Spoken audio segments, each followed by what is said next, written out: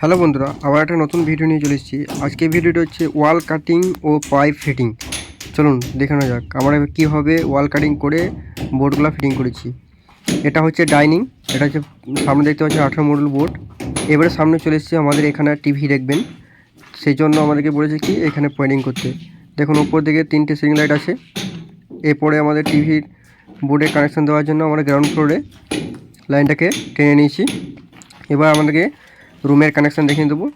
এটা হচ্ছে রুম, দেখুন 8 মডুল বোর্ড লাগা আছে।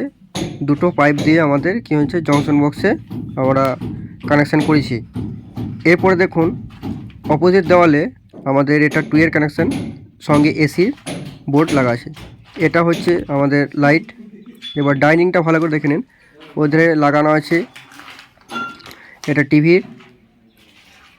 এবার ডান সাইডে দেখুন, এটা হচ্ছে আমাদের টিউবলাইট পয়েন্ট, ও সোজা নেমে যাচ্ছে 12 মডুলে। এবার ডান দিকে একটা পাওয়ার সকেট বোর্ড দেওয়া আছে।